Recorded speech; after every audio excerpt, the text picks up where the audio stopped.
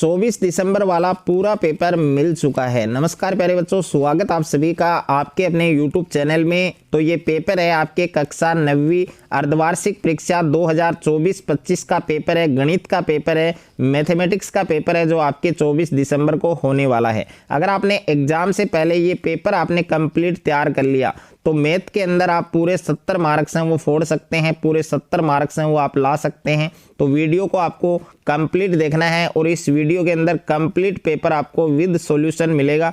तो वीडियो को आपको एंड तक देखना है। और वीडियो को शुरू करने से पहले आप सभी बच्चों से मेरी एक रिक्वेस्ट है, यदि अभी तक आपने हमारे चैनल को सब्सक्राइब नहीं किया है तो सब्सक्राइब कर लीजिए और साथ में नोटिफिकेशन बेल को प्रेस कर लीजिए। तो वीडियो के अंदर पूरा पेपर आपको देखने को मिलेगा। तो सबसे पहले आप देख सकते हैं यहाँ पर आपको आपके जो रोल नंबर है, अनुक्रमांक है, वो आपको अंकों में लिखना है और यहाँ पर आपको आपके रोल नंबर शब्दों में लिखना है। यहाँ पर टाइमिंग आप देख सकते हैं 3 घंटे 15 मिनट का आपको टाइम दिया गया है और पूर्णांक 70, यानी गणित का ये पेपर आपके 70 नंबर का होने वाला है। अगर आप भी पूरे 70 मार्क्स हैं वो अचीव करना चाहते हैं तो ये पूरा पेपर आपको तैयार करना है। यहाँ पर आप देख सकते हैं कक्षा 9वीं अर्धवार्षिक परीक्षा 2024-25 हाफ ईयरली एग्जामिनेशन 2024-25 का ये पेपर है। आपके गणित का पेपर है, मैथ्स का पेपर है, जो आपके 24 दिसंबर को होने वाला है। और यहाँ पर पेपर कोड आप देख सकते हैं 903 और यहाँ पर दोनों साइड में बार कोड लगा हुआ है।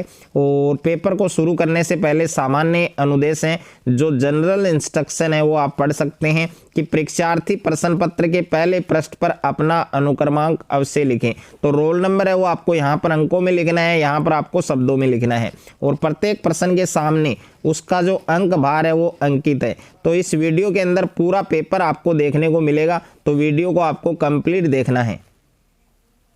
तो सबसे पहले पेपर के अंदर आप देख सकते हैं खंड ए दिया गया है, आपको सेक्शन ए दिया गया है और सेक्शन ए के अंदर फर्स्ट प्रश्न है आपके निम्न वस्तुनिष्ठ प्रश्नों के उत्तर का सही विकल्प चयन कर उत्तर पुस्तिका में लिखिए। और क्वेश्चन है वो आपके दोनों लैंग्वेज में है, हिंदी में भी है, साथ में आपके इंग्लिश में भी है। तो answer the following questions and write them in the answer book by selecting the correct option. तो इसमें पहला क्वेश्चन है आपके √32 और यहाँ पर देखिए ये गलती से इसमें त्रुटि हुई है, यहाँ पर डिवाइड का चिन्ह आएगा, यानी √32 और डिवाइड √2 बराबर है, यानी इसमें √32 के अंदर √2 का भाग देना है, इसको डिवाइड करना है। तो ये आपके ब ऑप्शन हो जाएगा 4। तो इसका सही उत्तर क्या होगा, आपके ब ऑप्शन होगा 4। और उसके बाद में दूसरा क्वेश्चन है आपके निम्न में से अप्रिमेय संख्या है, तो आपको अप्रिमेय संख्या बतानी है। तो ए ऑप्शन के अंदर आपके दे रखा है 2, ब ऑप्शन में दे रखा है √16 और स ऑप्शन में दे रखा है 2.23 और द ऑप्शन में दे रखा है √5। तो इसका सही उत्तर क्या होगा, ऑप्शन द होगा, यानी इनमें से जो अप्रिमेय संख्या है वो आपके √5 है। उसके बाद में तीसरा प्रश्न है आपके बहुपद 2 - x² प्लस x³ इनमें x² का गुणांक बताना है, यानी कोफिशिएंट ऑफ x² या फिर इसको फैक्टर ऑफ x² बोल सकते हैं। तो x² के गुणा में आपको देखना है कौन सा नंबर है। तो x² के गुणा में कोई भी नंबर नहीं है तो इसको 1 मान सकते हैं और 1 से पहले चिन्ह क्या है, माइनस, तो -1 होगा, यानी स ऑप्शन है वो आपका इसमें सही होगा। उसके बाद में अगला प्रश्न है आपके प्रश्न संख्या 4 है, बहुपद आपको दे रखा है, एक पोलिनोमियल्स दे रखा है x + 5, इसका आपको शून्य बताना है, मूल बताना है। तो इसका मूल क्या होगा, आपके -5 होगा, यानी स ऑप्शन आपका करेक्ट होगा, सही होगा। उसके बाद में अगला प्रश्न है आपके प्रश्न संख्या 5 है, x का समीकरण है। तो x का समीकरण क्या होगा, ए ऑप्शन में दे रखा है y = 0, ब ऑप्शन में दे रखा है x = 0, स ऑप्शन में दे रखा है x = 3 और द ऑप्शन में दे रखा है y = 3। तो इसमें कौन सा ऑप्शन सही होगा, कौन सा ऑप्शन आपका करेक्ट होगा वो आपको बताना है। साथ में इस क्वेश्चन का सही आंसर है वो आपको कमेंट बॉक्स में भी बताना है। प्रश्न संख्या 4 है आपके समीकरण x = 4y का एक हल है, यानी solution of equation x = 4y।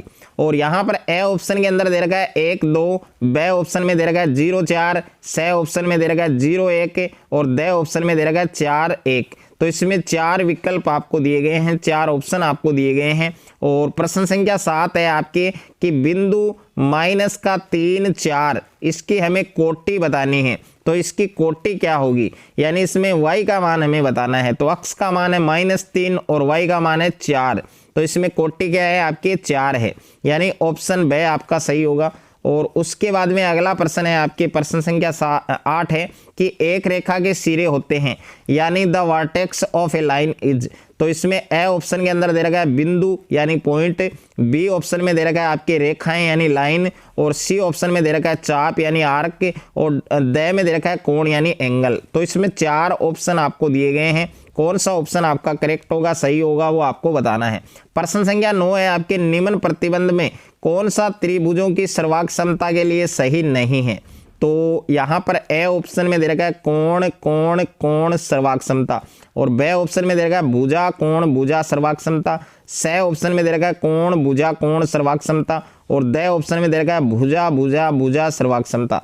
तो 4 विकल्प आपको दिए गए हैं, 4 ऑप्शन आपको दिए गए हैं, कौन सा ऑप्शन आपका सही होगा वो आपको लिखना है। उसके बाद में प्रश्न संख्या 10 है आपके चतुर्भुज के चारों कोणों का योग होता है। तो ए ऑप्शन के अंदर है 360 डिग्री, बे ऑप्शन में है 90 डिग्री, स ऑप्शन में 180 डिग्री, द ऑप्शन में है 0 डिग्री। तो जो चतुर्भुज होता है उसके चारों कोणों का जो योगफल है वो 360 डिग्री होता है। तो इसमें ए ऑप्शन आपका सही होगा। प्रश्न संख्या 11 है आपके यदि समांतर चतुर्भुज का आधार 3 सेंटीमीटर है, ऊंचाई 2 सेंटीमीटर है, तो इसका क्षेत्रफल क्या होगा। समांतर चतुर्भुज का जो क्षेत्रफल है उसका फार्मूला अगर आपको ज्ञात है तो वो आप फाइंड कर सकते हैं आसानी से। तो समांतर चतुर्भुज का जो क्षेत्रफल है वो क्या होता है, आधार गुणा ऊंचाई होता है। तो 3 सेंटीमीटर को 2 सेंटीमीटर से गुणा करेंगे तो ये आपके 6 सेंटीमीटर स्क्वायर आएगा, यानी स ऑप्शन आपका सही होगा। उसके बाद में अगला प्रश्न है आपके प्रश्न संख्या 12 है कि किसी वृत्त की जीवा 10 सेमी है तो उसकी त्रिज्या क्या होगी। यानी ये एक सर्कल है और इस सर्कल की जो जीवा है वो हमें दे रखी है कितनी, 10 सेंटीमीटर दे रखी है। तो हमें क्या ज्ञात करना है, इसकी त्रिज्या फाइंड करनी है। तो आधी हो जाएगी यानी 5 सेंटीमीटर हो जाएगी, तो स ऑप्शन आपका सही होगा। उसके बाद में दूसरा प्रश्न है आपके निम्नलिखित प्रश्नों में से रिक्त स्थानों की पूर्ति करते हुए उत्तर पुस्तिका में लिखिए, यानी फिल इन द ब्लैंक्स है, रिक्त स्थान वाले प्रश्न है। तो इसमें पहला प्रश्न आपको क्या पूछा गया है कि दोनों अक्षों का प्रतिच्छेद बिंदु यानी x अक्ष और y अक्ष, इनका प्रतिच्छेद बिंदु क्या कहलाता है। तो इसमें आपको लिखना है मूल बिंदु। क्या लिखना है प्यारे बच्चों, मूल बिंदु। और मूल बिंदु की जो निर्देशांक है वो क्या होते हैं, 0 0, ये भी आपको याद रखना है। उसके बाद में दूसरा प्रश्न है आपके समीकरण x बराबर 34 में y बराबर 1 है तो x का मान क्या होगा, ये हमें फाइंड करना है। तीसरा प्रश्न है बिंदु 3 और 4 किस चतुर्थांश में स्थित है।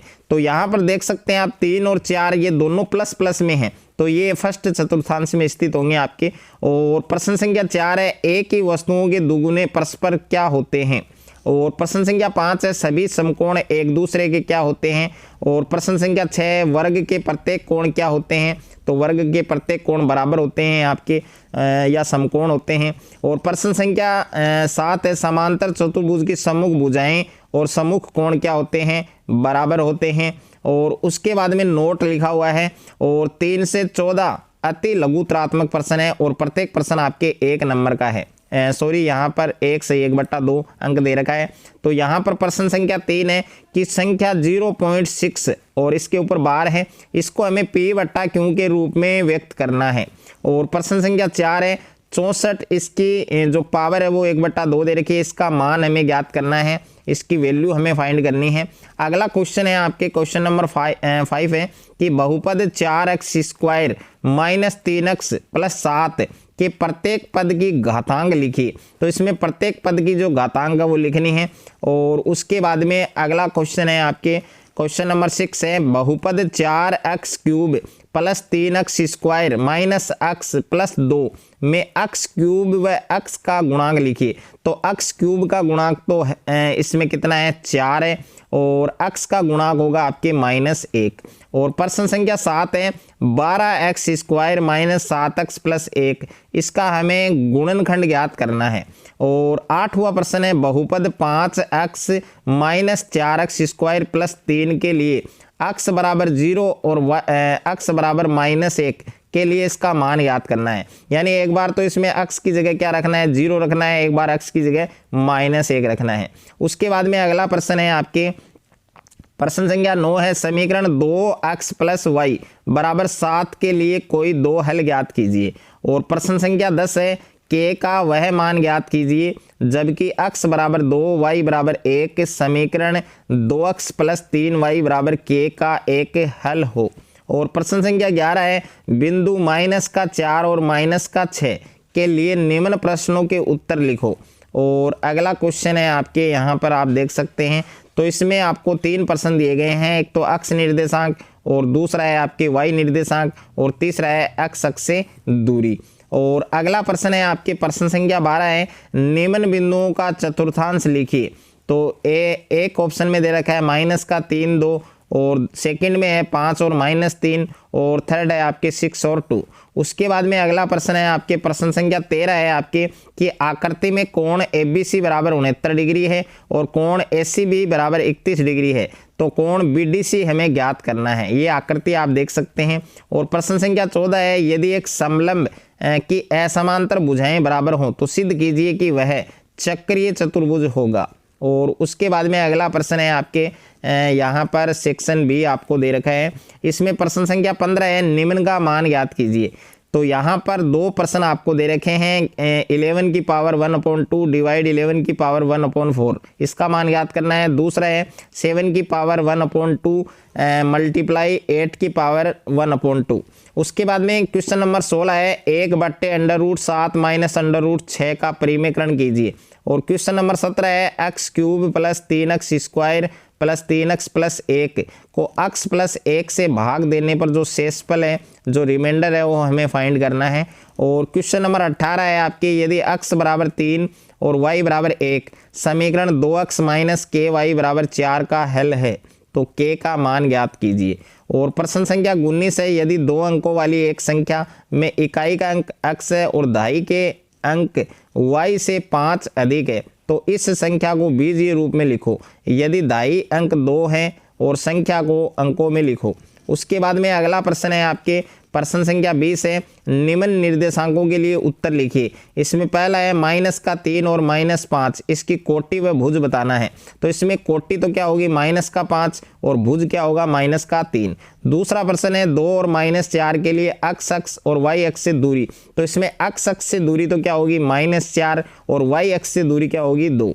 उसके बाद में अगला प्रश्न है आपके प्रश्न संख्या 21 है कि क्रांतीय तल में किसी बिंदु की स्थिति निर्धारित करने वाली क्षैतिज और ऊर्ध्वाधर रेखाओं के नाम लिखो। और उसके बाद में अगला प्रश्न है आपके 22, क्वेश्चन नंबर 22 है, निम्न कोणों का मान ज्ञात कीजिए।